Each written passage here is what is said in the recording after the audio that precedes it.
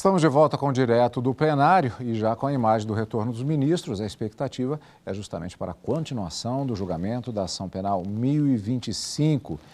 Fernando Collor e outros 2 réus que são acusados estão na expectativa, todos que acompanham a sessão plenária, da coleta de votos dos ministros, que vamos acompanhar agora ao vivo, direto do plenário. Declaro reaberta a sessão e antes de dar continuidade ao julgamento da ação penal 1025, eu vou proclamar o resultado da eleição que hoje fizemos para ministro efetivo do Tribunal Superior Eleitoral.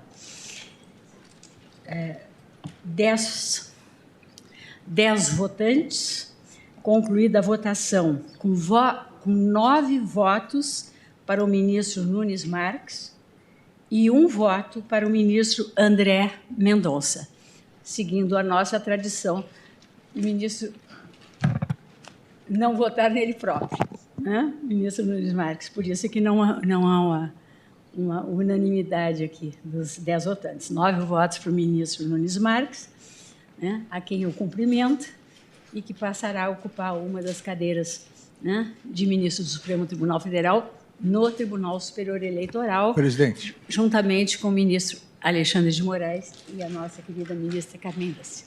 Pois não, ministro Alexandre. Presidente, eu quero, em nome do Tribunal Superior Eleitoral, em meu nome, da ministra Carmen e dos demais ministros do Tribunal Superior Eleitoral, parabenizar o ministro Nunes Marques pela eleição e agora já agora na sequência a posse. O ministro Nunes Marques com certeza vai contribuir muito, como já vem contribuindo como ministro substituto, e em especial pela sua experiência já de 4 anos no Tribunal Regional Eleitoral do Piauí. Então, seja bem-vindo agora como membro efetivo do Tribunal Superior Eleitoral. Muito obrigado, senhora presidente.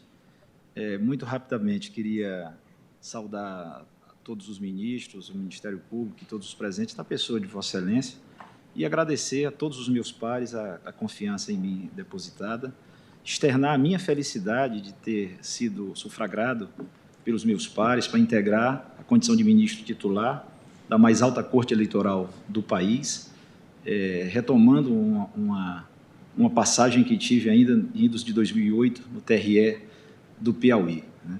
E o Supremo, mais uma vez, demonstrando a fortaleza da sua tradição e da sua unidade, da sua harmonia, né? E composto que como quase todos os colegiados no Brasil, de pessoas com formações de vidas diferentes, acadêmicas, profissionais, e demonstrando que a riqueza do nosso colegiado é heterogenismo, né? E dizer da minha felicidade de poder contribuir com a justiça eleitoral brasileira, e tenho visto nas últimas sessões o belo caminho que tem trilhado a justiça eleitoral no sentido de criar balizas sólidas, dando segurança jurídica à sociedade brasileira e àqueles que se propõem a ocupar cargos eletivos. Muito obrigado a todos.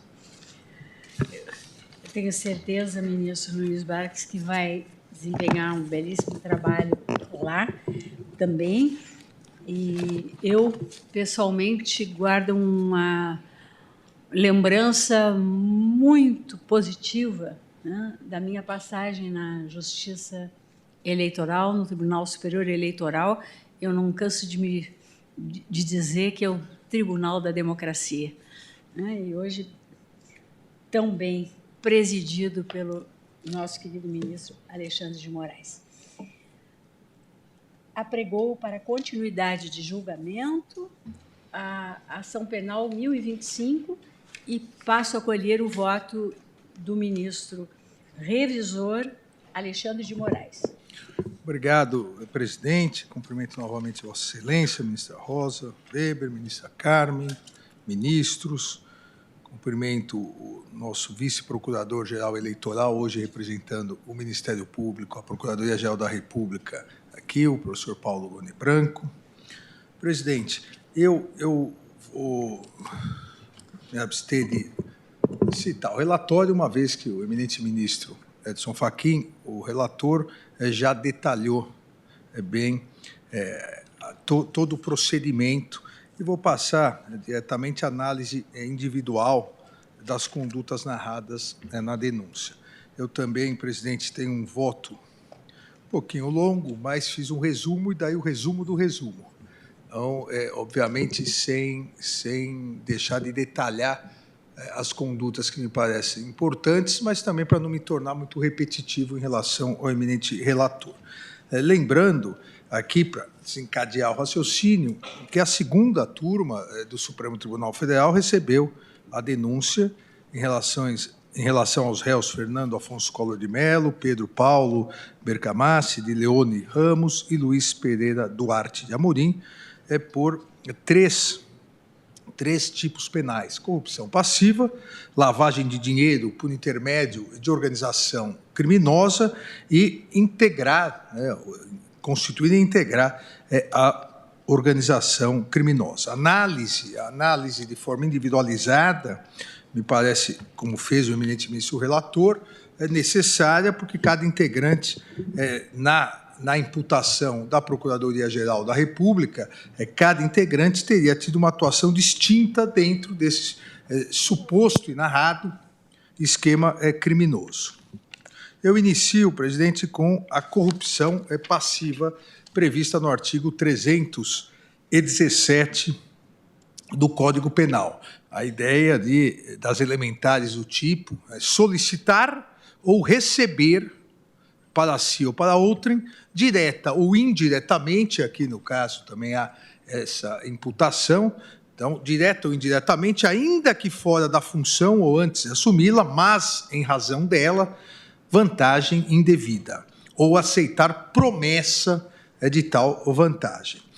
Em relação ao réu Fernando Collor de Mello, os crimes de corrupção passiva foram imputados num período de 2010 a 2014 e teriam, segundo a Procuradoria-Geral da República, teriam contado com a participação de inúmeros agentes que foram indicados, segundo a acusação, e aqui o liame importante que faz a acusação em relação ao réu Fernando Collor de Mello, com a participação de inúmeros agentes que foram indicados ou tiveram, para obter os seus cargos, tiveram apoio político do parlamentar réu, então parlamentar, ora réu Fernando Collor de Mello. Dentre esses inúmeros agentes que participaram, segundo a acusação, dos crimes de corrupção passiva, junto com o réu Fernando Collor de Mello, estariam os dois denunciados, Pedro Paulo Bergamassi de Leone Ramos e Luiz Pereira Duarte de Amorim. Eles seriam responsáveis por operacionalizar todo o recebimento, e mais do que isso, além do recebimento, o encaminhamento dos valores recebidos a título de propina de contratos celebrados com a Petrobras Distribuidora S.A., a BR Distribuidora. Então, nesse ponto, nessa conduta narrada na denúncia e depois explorada durante a ação penal, o colaborador, o delator Nestor Cerveró, que à época ocupava o cargo da diretoria financeira da BR Distribuidora, trouxe inúmeras considerações sobre a estrutura interna dos cargos da sociedade de economia mista e como era realizada a indicação de cargos de cada grupo político. O eminente ministro relator detalhou isso, não vou repetir, mas aqui cito no voto a transcrição de folhas 7.107 a 7.144 do volume 28 dos autos. A esse respeito também, sobre digamos assim, esse esquema de corrupção, José Zones, então diretor de operações e logística, nada obstante tenha negado isso também, é importante o apoio político direto do réu Fernando Collor de Mello, informou ter sido cientificado por membro do Partido Trabalhista Brasileiro que a sua indicação teria sido apoiada pelo réu Fernando Collor de Mello e que, após a sua posse, teria se reunido pessoalmente com o parlamentar, o então parlamentar, ora réu, algumas vezes, além também de ter sido procurado por um dos co-réus, Leoni Ramos, a pedido do parlamentar. Então, também há esse depoimento de que houve ou teria essa relação desse diretor de operações e logística, José Zones, com o réu Fernando Collor de Mello. Eu também transcrevo aqui, o trecho onde ele narra, com as suas próprias palavras, o que agora resumir. Ainda há a demonstração, a imputação da ascendência do réu, então parlamentar Fernando Collor de Mello, para a indicação de outros cargos estratégicos no âmbito da BR Distribuidora. E isso teria sido veiculado nos diversos meios jornalísticos da época, dos quais se destaca matérias publicadas pelo jornal O Globo, com o título exatamente relacionado a esse diretor de operações e logísticas que prestou depoimento, com o título da matéria, entre aspas, José Zonis, diretor da BR, foi indicado por Collor, noticiando que a referida indicação teria sido aprovada pelo então ministro de Minas e Energia, Edson Lobão, e por outro então senador da República, Jim Argelo, à época líder do Partido Trabalhista Brasileiro. Também transcrevo aqui a matéria. Nesse contexto, nessa narrativa envolvendo os co-réus e o diretor de Operações e Logísticas, a Procuradoria-Geral da República imputou aos réus Fernando Collor de Mello, Pedro Paulo Bergamassi de Leoni Ramos e Luiz Pereira Duarte de Amorim o recebimento de R$ 9.950.000. Para o quê?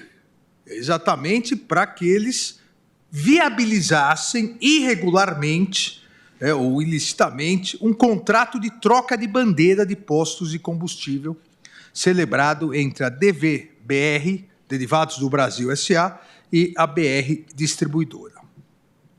Então, essa é a primeira grande imputação envolvendo o recebimento de R$ 9.950.000.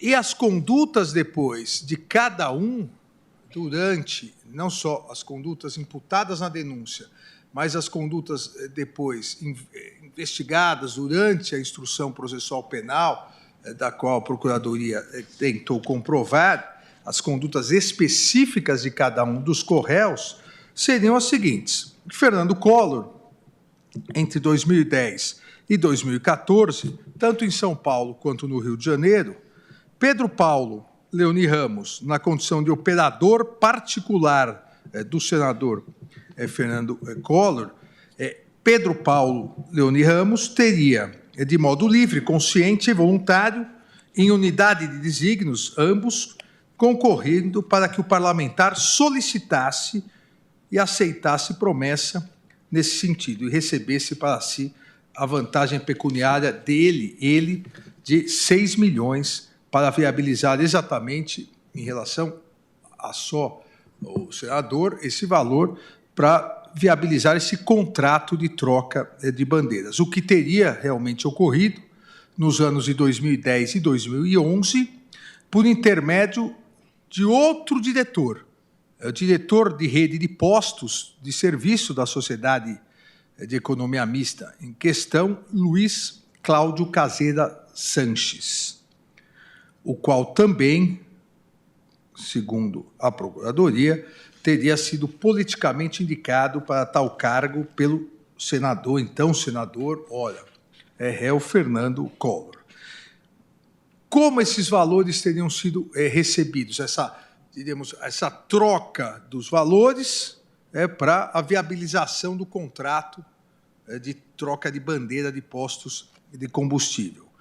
E o que se aponta é que em pelo menos 4 oportunidades houve pagamentos em espécie realizados por Carlos Alberto de Oliveira Santiago, representante da empresa contratada, em datas, essas datas não são identificadas, mas em datas no decorrer do ano de 2012. em postos, o local apontado, postos de combustível localizados na capital paulista, ou seja, no município de São Paulo. E esses valores teriam sido recolhidos por emissários de Alberto Youssef e, posteriormente, repassados aos destinatários finais. Então, teria ocorrido aqui, segundo a imputação, também uma intermediação de Alberto Youssef e dos próprios emissários de Alberto Youssef para o recebimento desses valores e, posteriormente, esses valores teriam sido entregues aos réus. Aqui, no caso, a 2 dos réus, Pedro Paulo Bergamaschi de Leoni Ramos e Fernando Collor.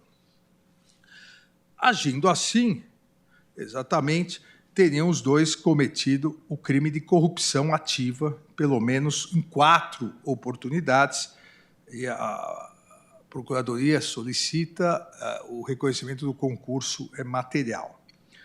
O Luiz Pereira Duarte de Amorim teria também aqui, de modo consciente e voluntário, também em unidade de desígnios com o parlamentar, concorrido, segundo a acusação, para que esse último recebesse vantagem pecuniária num valor ainda maior, aponta a acusação, de 26 milhões. A mesma estrutura criminosa é apontada, a ideia de viabilização de um contrato de troca de bandeira de postos de combustível, as mesmas empresas, DVBR, Derivados do Brasil, e BR Distribuidora, e 4 contratos, e aqui aparece uma nova empresa, 4 contratos de construção e ampliação de bases de combustível, celebrados entre a UTC Engenharia e a BR.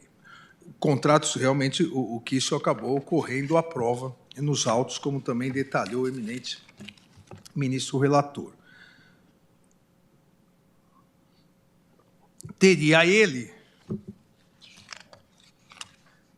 Luiz Pereira Duarte de Amorim, teria ele recebido os valores em espécie de 2 pessoas, o já citado Alberto Youssef e Rafael Ângulo Lopes, se beneficiando financeiramente dessas operações e depois depositando valores de forma fracionada em suas contas pessoais, no montante aqui, a acusação diminui bastante o montante, de R$ 266.798. Consta na imputação que os atos teriam sido praticados pelo menos 25 vezes, ou seja, 25 recebimentos e vantagens devidas em diferentes circunstâncias de tempo, lugar e maneira de execução. Então, também aqui se inicia dizendo em 26 milhões, mas essas 25 transações seriam no montante de 266, ou quase 267 mil reais. Mas também consta, isso foi depois detalhado no aditamento da denúncia, consta que o valor recebido de propina por esse contrato, né, de troca de bandeira, de rede de postos de combustível, teria sido muito superior ao que constou na denúncia, e por isso que se atingiu, o que inicialmente 6 milhões, teria se atingido 9.650.000. Outro dado importante, por isso chamou a atenção à época das investigações, é que essas negociações, objetivando a troca de bandeiras e postos de combustível, teriam sido extremamente maléficas, prejudiciais à Petrobras. E realmente só teriam prosperado em razão dessa organização criminosa que levava vantagens ilícitas para operar essa troca. Não, ou seja, não era, segundo a imputação da Procuradoria, não era algo benéfico à empresa. A empresa não se favoreceria em relação a essa troca. E isso foi aqui constatado nos autos por um relatório, folha 543, volume 3º, que foi, volume 3, perdão, foi disponibilizado por mídia digital, um relatório a partir do Grupo de Trabalho de Averiguação, GTA, que foi constituído exatamente para essa análise, e eu detalho aqui também as conclusões do relatório. Esse GTA, esse Grupo de Trabalho de Averiguação, após ouvir inúmeras testemunhas e de levantar toda a documentação relativa às negociações envolvendo essas duas empresas que trocaram, que teriam dolosamente, por meio de pagamento de propina, realizado a troca de bandeiras, a BR Distribuidora e a DVBR, esse relatório concluiu exatamente isso, que não houve vantagem à BR Distribuidora, que o número estipulado como base de volume para a celebração de negócio não se baseou num relatório de auditoria, que a projeção financeira também não foi correta, ou seja, mas, ao mesmo tempo, isso é importante, em que pese ter sido não benéfica essa troca de bandeiras, o GTA nada encontrou de evidências materiais, é uma das conclusões, não encontrou evidências materiais de prática de atos ilícitos por quaisquer empregados ou terceiros. E também não encontrou, pelo menos no âmbito desse grupo de trabalho, não, abre aspas, não foram encontradas evidências de que o negócio tenha sido recebido, influência política na sua negociação. Eu cito aqui as várias testemunhas, inclusive as folhas, e faço algumas transcrições, várias delas já foram citadas pelo eminente ministro relator. Ou seja, há uma constatação de que houve uma constatação que levou exatamente a esse grupo de trabalho, levou a suspeitas na Petrobras, na BR, levou a denúncia do Ministério Público de que algo de errado teria sido feito, que houve propina, que houve prejuízo ao erário em virtude dessa troca de bandeiras, mas, seja pelo relatório do grupo, o GTA, o Grupo de Trabalho de Averiguação, seja por vários depoimentos judiciais, agora já judiciais, de testemunhas, Danilo Tolentino Abreu, Marcelo Grinstans, Diógenes Castilho de Matos Neto, Luiz Alberto Rogojinks, não foi possível se comprovar participação efetiva dos réus, dos três réus, em relação a esses negócios envolvendo a BR Distribuidora e a DVBR. Há esse estranhamento, o que levou exatamente ao Ministério Público, ao Procuradoria-Geral da República, oferecer a denúncia e sustentar a acusação, que durante as negociações teriam ocorrido, como consta nos autos, situações estranhas, afastamento de alguns funcionários que eram contra a negociação, a utilização de um número como base de volume sem que ele tenha sido auditado, concentração total das decisões no gerente corporativo, ou seja, há indícios que levaram à denúncia, indícios que levaram a Procuradoria-Geral da República a sustentar a acusação, mas não há provas efetivamente aqui nessa conduta, provas produzidas pela acusação que efetivamente possam comprovar que essas negociações tenham realmente sido realizadas mediante o pagamento de propina.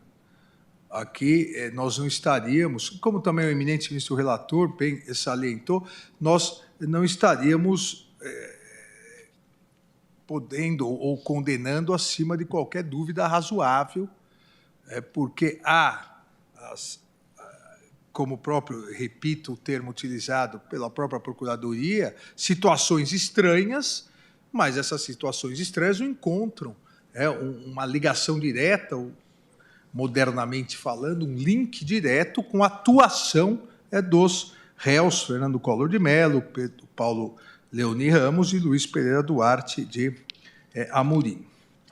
Eu cito aqui ainda os colaboradores que chegam a afirmar que teriam realizado uma transação envolvendo a bandeira BR Distribuidora, cito Alberto Youssef, Nestor Cerveró, também Rafael Lopes, mas as provas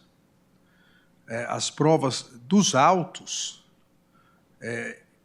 não indicam qualquer certeza de que o réu Fernando Afonso Collor de Mello, por intermédio do co-réu Pedro Paulo Bergamassi de Leoni Ramos, tenha interferido nas negociações ou mesmo solicitado vantagem devida para assegurar, nessa hipótese, o acerto das negociações nos termos em que foi estabelecido, a qual, segundo informações, mesmo tendo sido extremamente vantajosa para a DVBR e maléfica para a BR Distribuidora, mas não há, nesse caso, a comprovação de que houve um ato de corrupção, houve a corrupção passiva,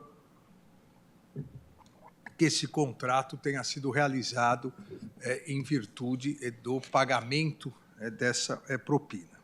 Então, nesse caso, realmente, não houve essa comprovação.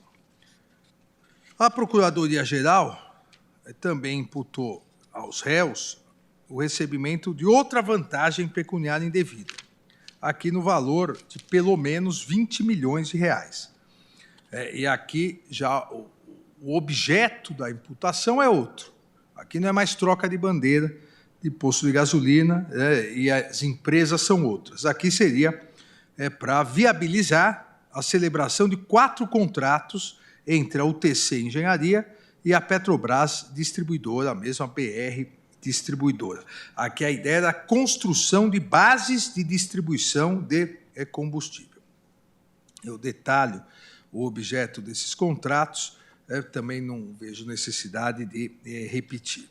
A acusação, segundo a acusação, o mesmo período, 2010 a 2014, o réu Fernando Collor de Mello, juntamente com os co-réus Pedro Paulo Leoni Ramos e Luiz Pereira Duarte de Amorim, teriam, da mesma forma, solicitado, aceitado, promessa recebido 20 milhões de reais, pelo menos 20 milhões de reais, para viabilizar esses 4 contratos. Construção de bases de distribuição de combustíveis.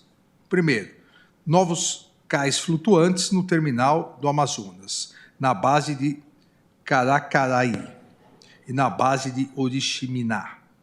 Segundo, ampliação do terminal de Duque de Caxias. Terceiro, a nova base de Cruzeiro do Sul. Quarto, a base de Porto Nacional.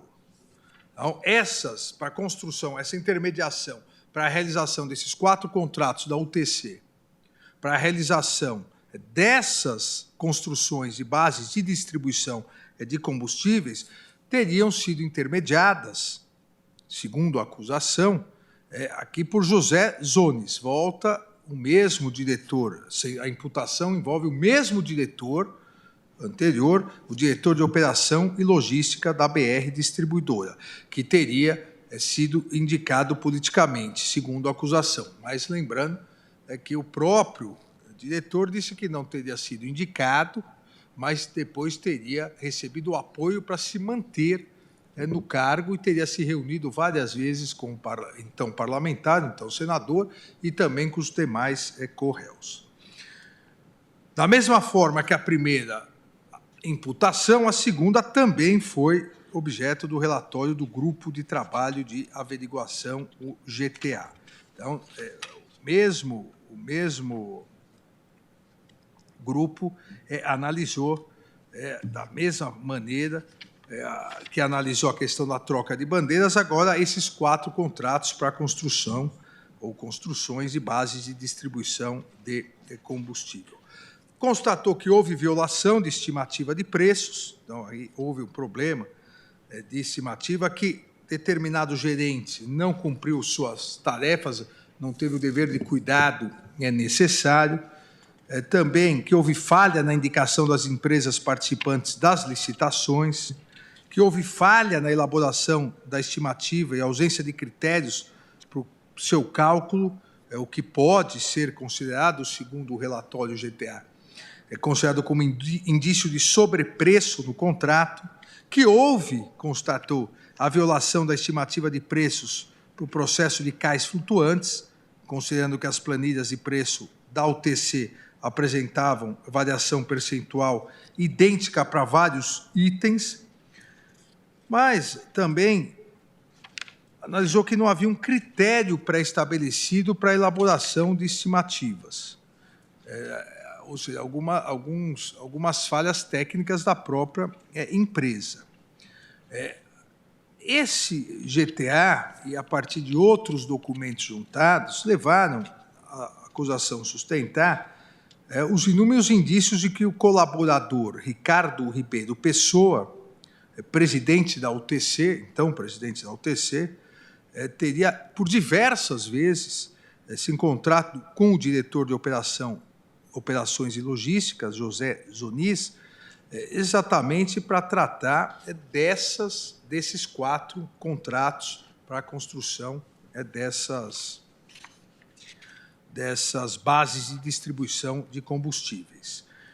E isso consta, inclusive, na agenda, nota de registros encontrada na agenda do colaborador.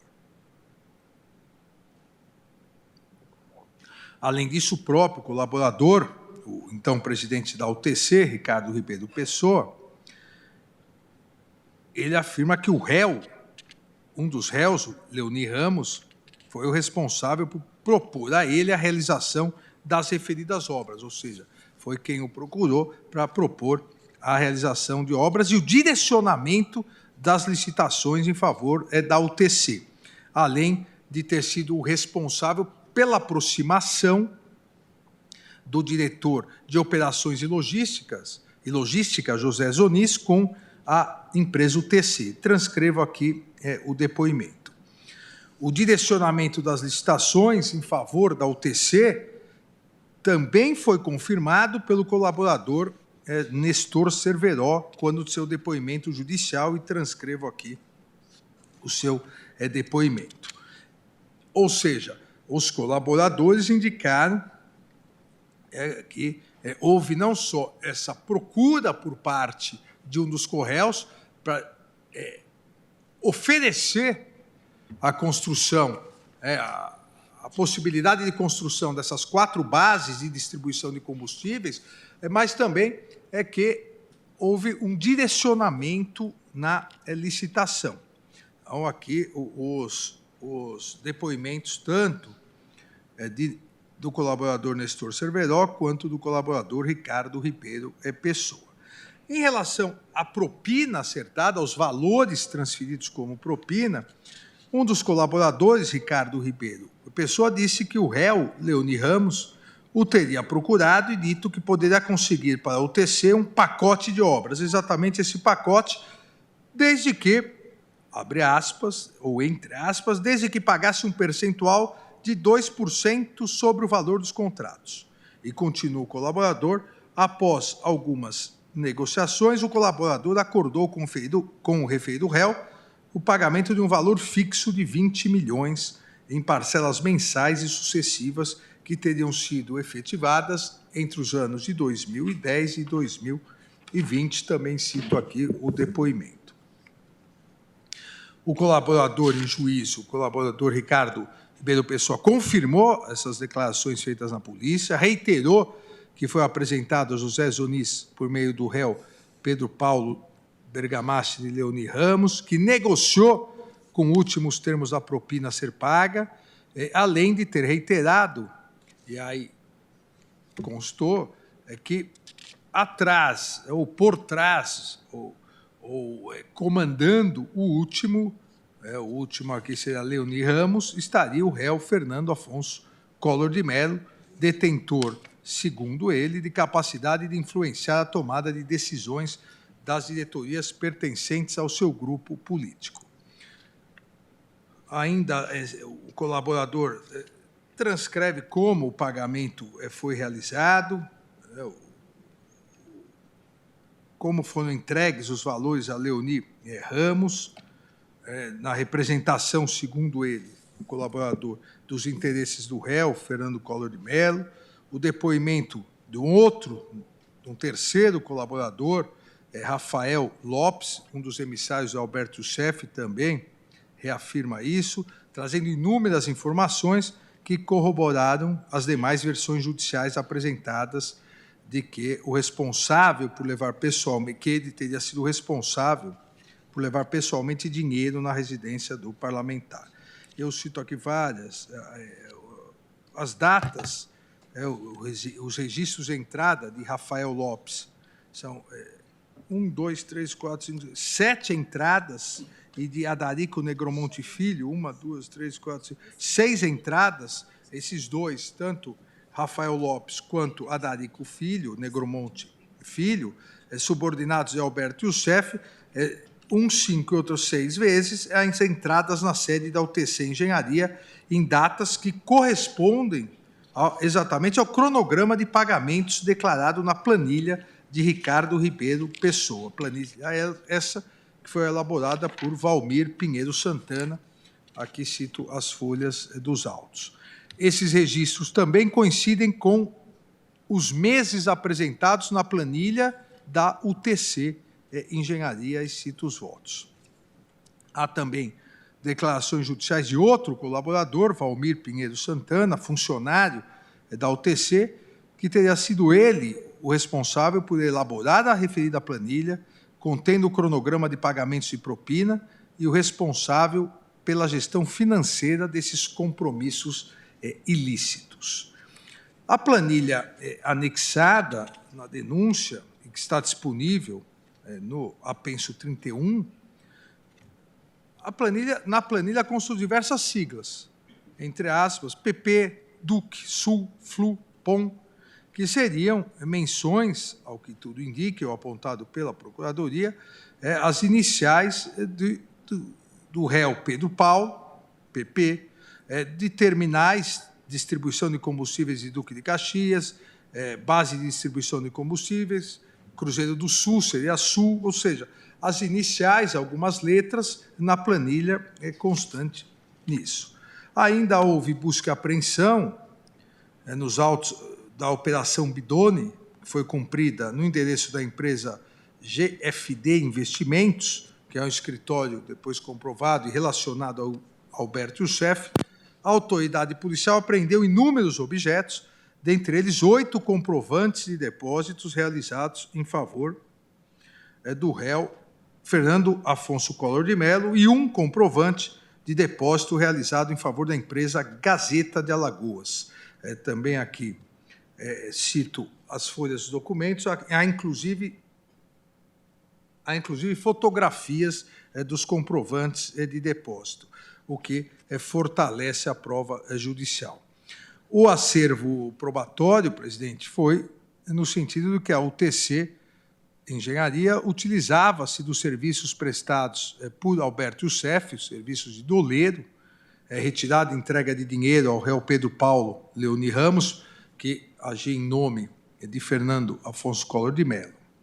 No entanto, para além de qualquer, e isso aqui nessa segunda conduta é importante, para além de qualquer dúvida razoável, também se verificou que tais serviços não se restringiram exclusivamente às sociedades empresariais mencionadas na denúncia, mas também se estendeu a agentes públicos e pessoas físicas, tal como relatado pelo próprio réu Pedro Paulo Leoni Ramos, que, ao ser interrogado em juízo, confirmou utilizar dos serviços de Alberto Youssef para a manutenção e gerenciamento de valores em razão de dívidas contraídas no passado no exercício de sua atividade empresarial. E cito as folhas aqui do interrogatório. Ao analisar, então, todas as provas conjuntamente, as judiciais, extrajudiciais, os depoimentos, percebe-se que a vantagem indevida negociada pelo réu Pedro Paulo Leoni Ramos com o representante da UTC, Ricardo Ribeiro Pessoa, foi arrecadada por Alberto Youssef, repassada nas datas em que solicitadas, as entradas na empresa e a planilha são confirmados, buscando atender interesses do réu Fernando Afonso Collor de Mello. Os valores eram arrecadados, eram repassados pelo doleiro Alberto Youssef, como forma aí de gerar determinada confusão entre os ativos lícitos e os ativos ilícitos na empresa. Aqui um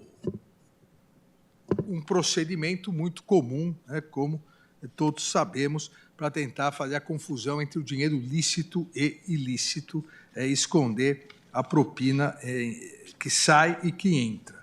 Ou seja, essa confusão entre os ativos lícitos e ilícitos, aqueles auferidos no exercício da atividade empresarial, viabilizando assim o tráfego de recursos ilícitos sem despertar a atenção das autoridades. Isso também é muito conhecido como esteira, né? O dinheiro colocado ilicitamente entra e sai, vai entrando e saindo como uma esteira para que as autoridades financeiras, principalmente, não percebam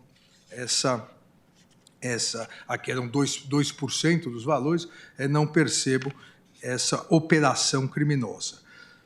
Parece que com essas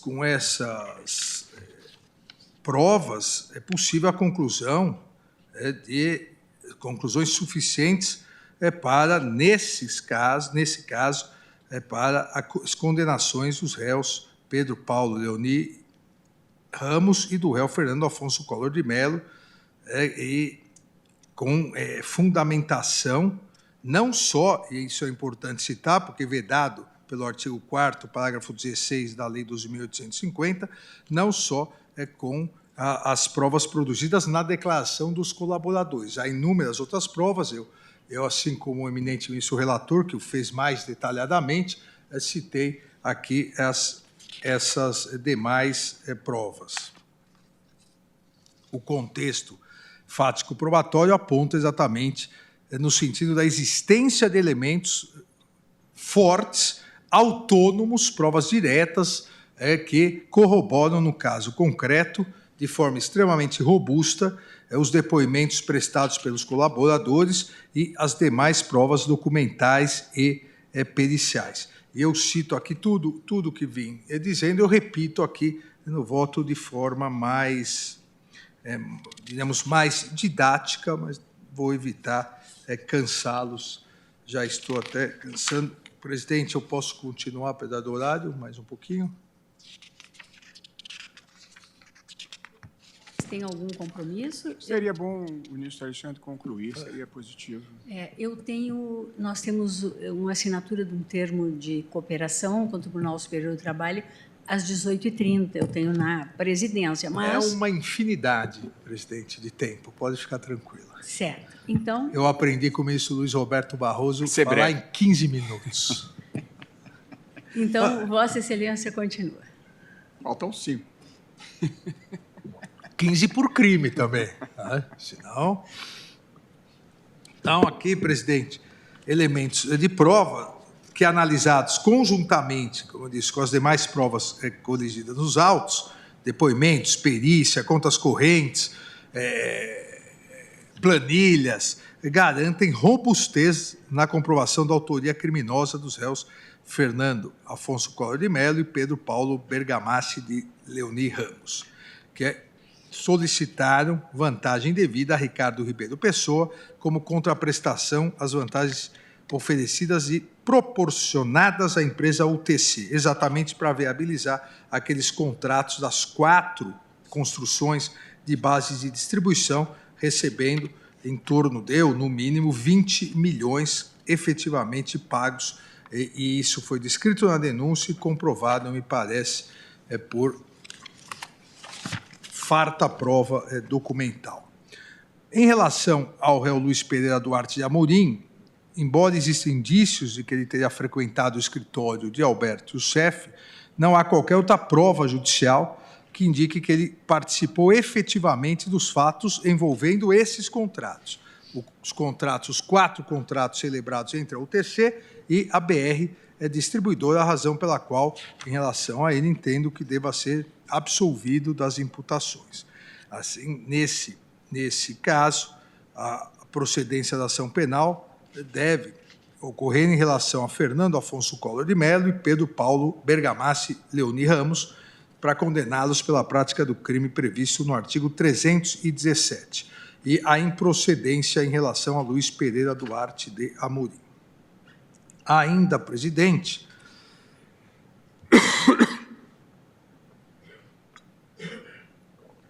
ainda a imputação aos réus, aos mesmos 3 réus, na verdade aqui há 2 réus, Fernando Afonso Collor de Mello e Pedro Paulo Leoni Ramos, o recebimento de mais uma vantagem pecuniária indevida, R$1 milhão, para viabilizar a execução de um contrato de gestão de pagamentos e programa de milhagens celebrado entre a FTC Cards e a BR Distribuidora. Num período de 2011 e 2012, teriam eles recebido R$1 milhão de propina para viabilizar exatamente esse contrato. Essa imputação constou nos termos da colaboração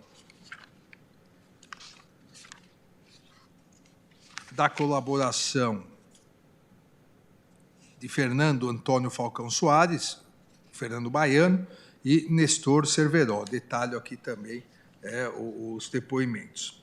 A Procuradoria afirma esses repasses, aponta a existência de uma planilha denominada Transcareca, indica que teria indicado a entrega de valores ao réu Leoni Ramos em 3 oportunidades, cita: valores não foram colhidos depoimentos judiciais. Nesses autos de Fernando Antônio Falcão Soares e Jaime Alves de Oliveira, que poderiam garantir maior robustez às provas, o que sobraria apenas os registros de hospedagem no Hotel Copacabana Palace, onde teriam se reunido, e de acesso ao prédio da Petrobras, distribuidora a BR. Nesse caso, presidente, e não vou detalhar mais, porque já foi detalhado pelo eminente ministro relator, me parece que aqui não há provas suficientes para a condenação. Aqui há uma suposição, há indícios que possibilitaram o oferecimento da denúncia, mas a ação penal não produziu as provas necessárias para efetivar a condenação, em que pese terem sido apreendidos vários objetos, inclusive aparelho celular, telefone celular, mas não se obteve a necessária comprovação acima de qualquer dúvida razoável. Me parece aqui que deve ser improcedente a ação penal em relação a isso. Há ainda uma outra imputação aqui em relação também aos 2 réus, Fernando Afonso Collor de Mello e Pedro Paulo de Leoni Ramos, o recebimento também de pelo menos 20 milhões para viabilizar irregularmente futuro hipotético contrato de construção e locação ou leasing de um armazém de produtos químicos em Macaé, o qual seria celebrado entre a Jaraguá Equipamentos Industriais, em sociedade com fundo de investimentos, e a BR Distribuidora.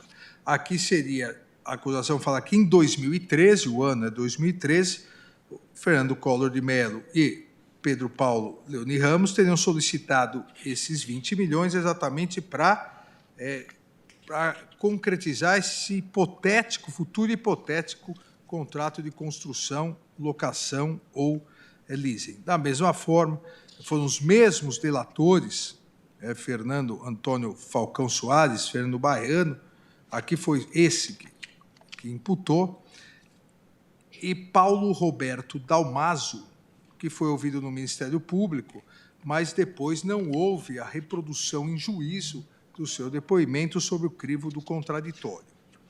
Há elementos de prova juntadas nos autos, registro de acesso aos prédios, mas, diferentemente do caso em que havia planilhas, havia comprovantes de pagamento, havia a coincidência de datas. Somente esses registros de acesso aos prédios não parecem imprimir maior robustez à prova judicial. Nenhum dos dois diretores, André Joaquim de Carvalho e Paulo Roberto Dalmaso, foram ouvidos sobre o crivo do contraditório para confirmar ou não o teor das conversas. Não houve a prova, essa prova importante, testemunhal, que deveria ter sido produzida sob o crivo do contraditório. Houve também mandado de busca e apreensão na residência em Brasília do réu Fernando Collor de Mello. Foram apreendidos documentos, manuscritos contendo anotações sobre obras da Petrobras, valores com menção de Rondonópolis e Macaé, indicando que o parlamentar estaria ciente de algo que estaria acontecendo. Mas, presidente, são documentos e fatos isolados que podem até levar, como levaram corretamente o Ministério Público naquele momento a oferecer a denúncia, mas isso não progrediu perante o contraditório devido ao processo legal, inclusive, e insisto nisso, pela ausência da oitiva de duas figuras importantes que falaram no Ministério Público, mas não falaram em juízo. Então, aqui também, presidente, é o caso, a meu ver, de improcedência da ação penal e absolvição.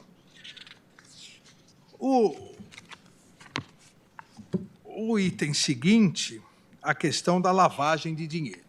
Lavagem de dinheiro, que, segundo o eminente ministro relator, dá 13 milhões de anos, 13 mil anos, né, de condenação. Aqui a ideia das elementares do tipo ocultar ou dissimular a natureza, origem, localização, disposição, movimentação ou propriedade de bens, direitos ou valores provenientes, direta ou indiretamente, de infração penal. A imputação é de que houve essa ocultação.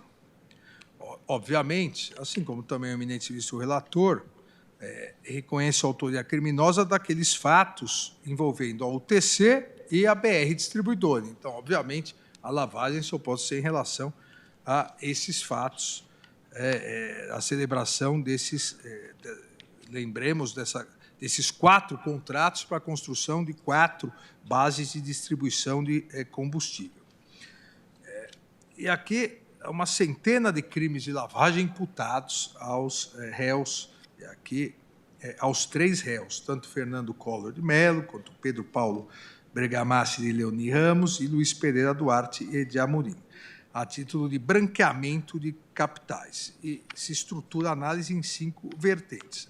A ocultação de valores, mediante depósitos fracionados em dinheiro, nas contas bancárias pessoais e da pessoa jurídica, conjuntamente com a celebração de empréstimos fictícios, para conceder uma aparência de ilicitude a esses recursos. Então, isso é uma vertente do branqueamento de capitais. O recebimento de recursos mediante uma transferência bancária internacional, com posterior entrega de valores em espécie no Brasil.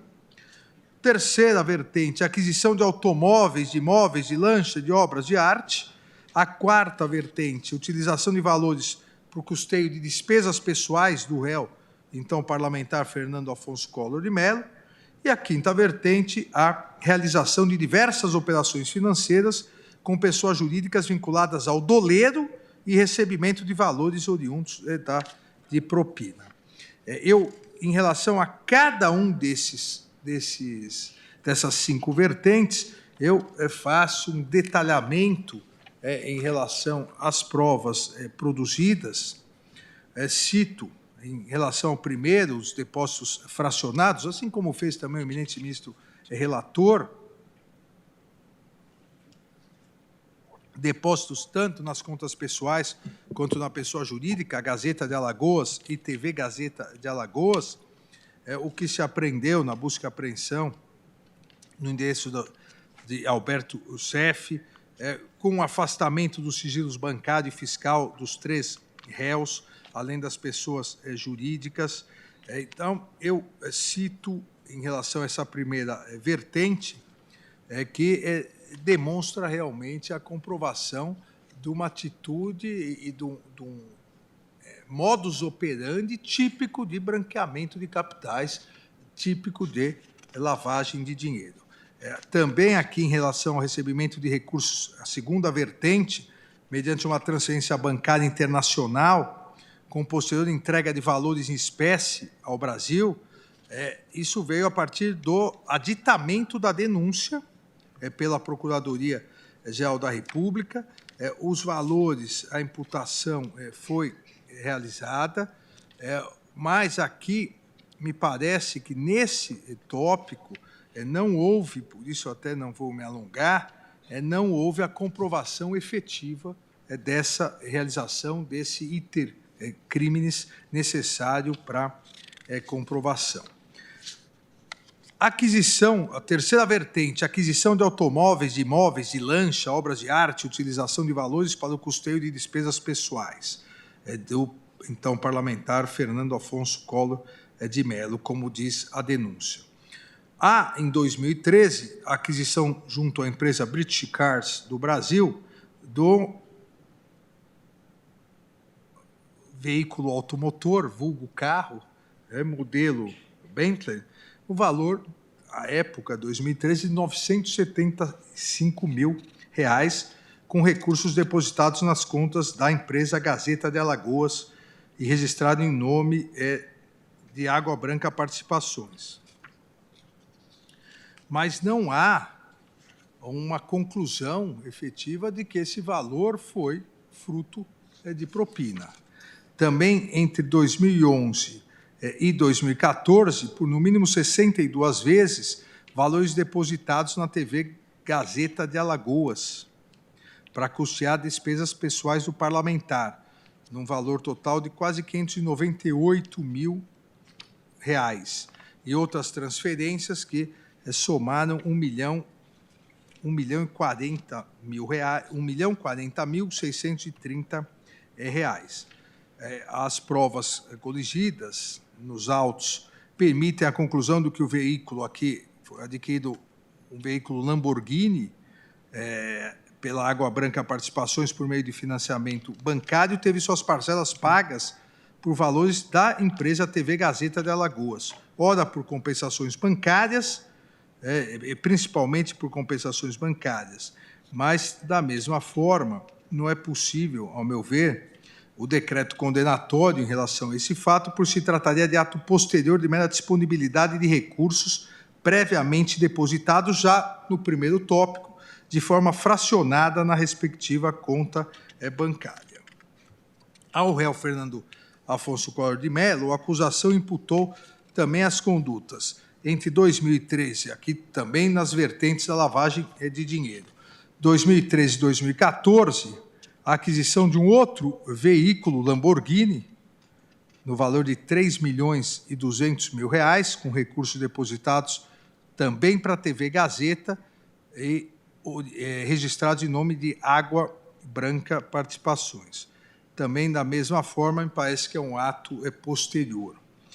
A aquisição de outro veículo, primeiro se parcelava, vinha o dinheiro e depois se adquiria veículos, e vou citando a coleção de veículos.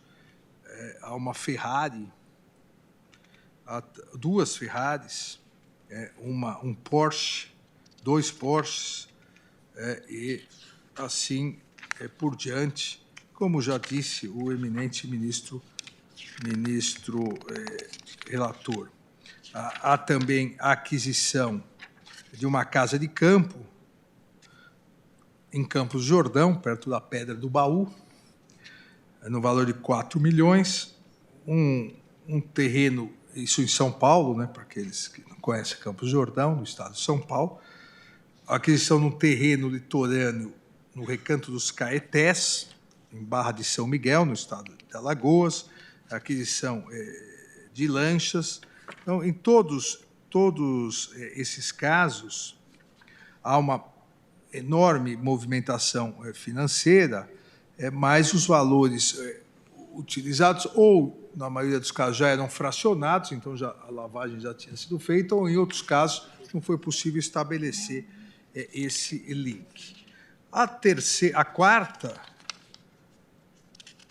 quarta vertente, e estou quase encerrando, presidente, nos meus 6 minutos faltantes, a utilização de valores para custeio de despesas pessoais do parlamentar, entre o então parlamentar, réu Fernando Collor de Mello, entre 2011 e 2014, por no mínimo 62 vezes valores depositados nas contas da TV Gazeta de Alagoas, que teriam sido derivadas da propina daqueles 4 contratos já várias vezes referidos da UTC e da BR Brasil. Aqui, embora as provas corrigidas nos autos possam sugerir que foram repassados valores para tais finalidades, quais sejam custear despesas pessoais referentes com cartões de crédito ou débito e transferir valores para as contas correntes pessoais dele e de sua esposa, com o objetivo de dar aparência à ilicitude dos ativos, não é possível o decreto condenatório nesse ponto, na linha do raciocínio adotado, pois se trataria também de ato posterior de mera disponibilização de recursos oriundos de propina. O crime de lavagem de dinheiro já estaria consumado com o ingresso dos valores ilícitos nas contas correntes. A primeira operação, para se evitar que cada operação seja uma lavagem de dinheiro. Se já lavou, por mais que se lave, já lavou uma vez, já se fez toda a operação de esteira, depois se lavou o dinheiro, aí compra um carro. Não seriam 2 lavagens de dinheiro. Então, por isso que excluo em relação a isso. E a realização, a última vertente, a realização de diversas operações financeiras com pessoas jurídicas vinculadas ao doleiro e recebimento de valores oriundos de propina. Também aqui acaba sendo absorvido pela primeira lavagem de dinheiro, ou pelas primeiras naqueles anos, do ingresso os valores. Foram, segundo a denúncia, 47 operações, depois mais 6 operações, com o objetivo de misturar somas de origens distintas, geralmente ilícitas, já tinham sido, ou pelo menos se tentado branquear, e uma nova tentativa. Também afasto essa duplicidade. Para encerrar, presidente, a organização criminosa. Também a imputação do artigo 2º da lei de organização criminosa, promover, constituir, financiar ou integrar pessoalmente ou por interposta pessoa organização criminosa.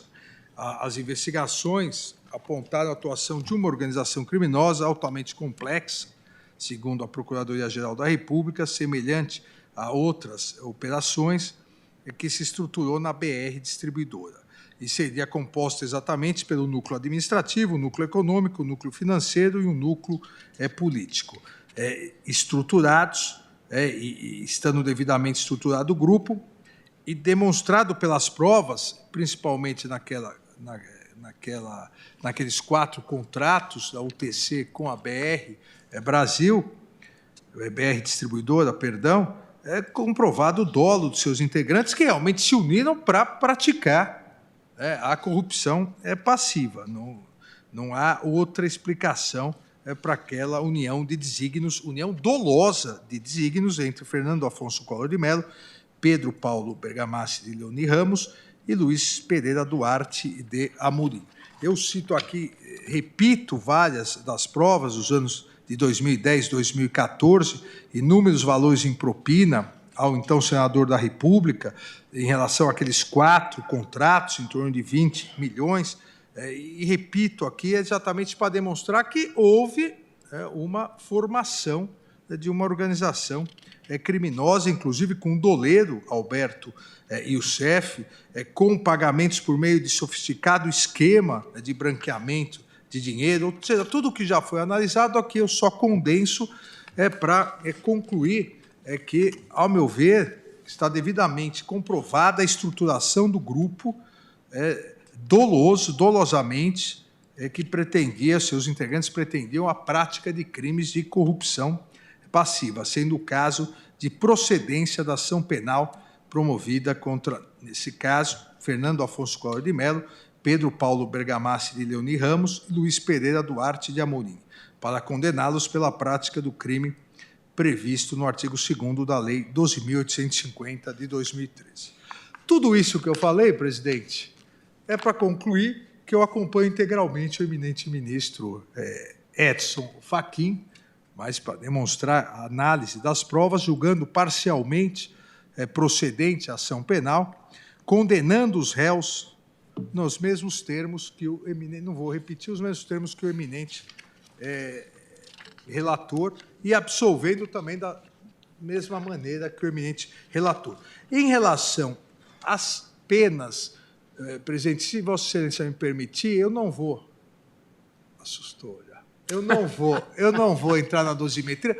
A dosimetria sempre há uma diferença, outra. No geral, a minha concordância, eu diria que é 90% do eminente ministro relator, mas eu vou deixar os debates, vou reanalisar, verificar a possibilidade de um acompanhamento, porque são questões mais ainda, na verdade, da multa, nas multas. Então, eu vou reanalisar e, no mérito, já desde logo acompanho integralmente o eminente relator.